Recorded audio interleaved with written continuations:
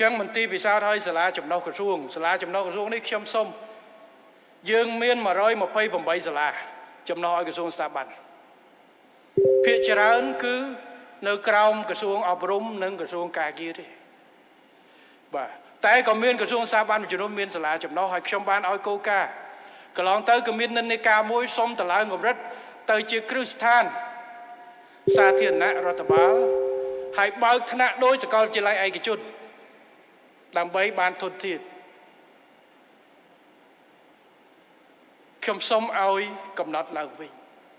សាលាយើងឥឡូវខុសពីសាលាតាមក្រសួងស្ថាប័នពីជំនាន់ទសវត្សរ៍ទី80ឬ90ពេលនោះយើងអត់មានសាលាឯកជនដែលធ្វើការបណ្ដុះបណ្ដាលមុខវិជ្ជាជំនាញច្រើនទេអញ្ចឹងភាគច្រើនគឺសាលារដ្ឋមន្ត្រីយើងបណ្ដុះបណ្ដាលអីទៅឥឡូវយើងមានជំនាញច្រើនណាស់ដែលសាលាឯកជនគាត់ធ្វើរយៈពេលវែង4ឆ្នាំលើកលែងតែជំនាញមួយចំនួនដែលសំខាន់ដូចជាការទូតនិងវិទ្យាស្ថានការទូតរបស់ក្រសួងការបរទេសមិនងាយមានសាលាឯកជនណាធ្វើទេគេពង្រៀនតំណែងអន្តរជាតិខ្លះតែវិទ្យាស្ថានការទូតផ្សេងបើក្នុងវិស័យកងទ័ពសន្តិសុខជាតិនៅខ្ញុំអត់និយាយទេអត់មានពីណាមានសិទ្ធិទៅពង្រៀនរឿងការងារសន្តិសុខជាតិឬមួយក៏រឿងយោធាឬមួយក៏នគរបាលទេអានឹងផ្ដាច់ពុកខ្ញុំអត់និយាយរឿងស៊ីវិលកន្លងទៅ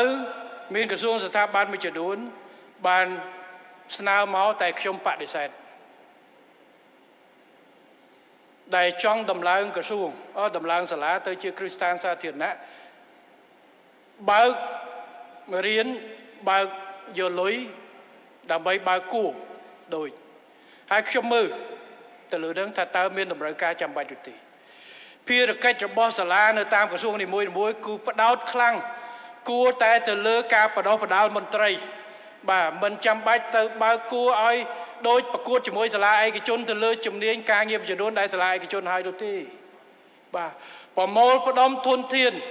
ត្រឹមតែរៀបចំជាគួររយៈពេលខ្លីវគ្គបំពន់រយៈពេលខ្លីមគ្គមធ្យម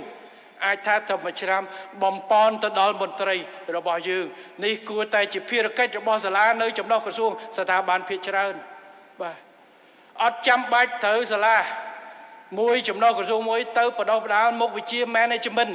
ឬ accounting ឬមួយក៏សេដ្ឋកិច្ចឲ្យបរិញ្ញាបត្រទៅគេទេបើសិនជាជំនាញនេះសាលាឯកជនមានហើយបាទកែមុនក្រសួងព័ត៌មានខ្ញុំបានប្រាប់ហើយថា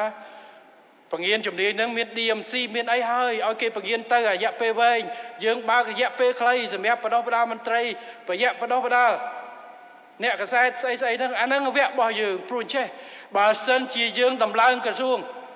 តឡើងទៅជាសាលាសូមជាគ្រឹះស្ថានយើងត្រូវការបន្ថែមមន្ត្រីបន្ថែមក្របខ័ណ្ឌចាត់តាំងប៉ុន្តែថវិកាមួយចំនួននឹងមកពីចំណូលហើយប៉ុន្តែរដ្ឋត្រូវទទួលមួយចំនួនហើយវាប៉ោងក្របខ័ណ្ឌរបស់យើងបាទសម្បីក្រសួងផែនការថ្ងៃមុនខ្ញុំបានឲ្យកែសម្រួលវិញ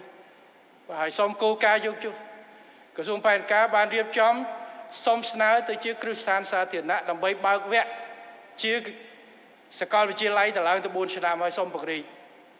ចឹងបើខ្ញុំថាឥឡូវវគ្គដែលចូលរៀនបានប្រមាណឲ្យគាត់បញ្ចប់ទៅហើយសូមផ្ដោតមកវិញគឺធ្វើការងារធ្វើផែនការបង្រៀនតែមន្ត្រីរឿងផែនការរឿងទិន្នន័យទៅបង្រៀនមិនអស់ក្នុងមួយឆ្នាំពួកមន្ត្រីយើងដែលខ្វះជំនាញស្ថិតិនេះជំនាញអីនេះគឺខ្វះច្រើនណាស់ហើយបើយើងធ្វើតែផែនការបណ្ដុះបណ្ដាលមន្ត្រីរបស់យើងយកតាណាអស់មិនចាំបាច់ទៅតឡើងជាសាកលវិទ្យាល័យហើយយកនិស្សិតធម្មតាមករៀនខាង statistic econometric អីទេទុកឲ្យសាលាឯកជនគេធ្វើទៅនេះហើយគឺជាឧទាហរណ៍ជាក់ស្ដែងខ្ញុំសូមលើកអញ្ចឹងសូមជូនទៅក្រសួងស្ថាប័នទាំងអស់ចំពោះជំនាញដែលមានវិស័យឯកជនធ្វើទុកឲ្យគេធ្វើទៅធ្វើជាវគ្គរយៈពេលវែង4ឆ្នាំបង្កើតជាបញ្ញាបត្រជាន់ខ្ពស់អីនោះបាទលើកលែងតែជំនាញដែលមិនមានពីណាបង្រៀនយើងអាចតែនៅតែផ្ដោតទៅលើការបង្រៀនមន្ត្រីរបស់យើងដដែលហើយវគ្គខ្លះអាចបើក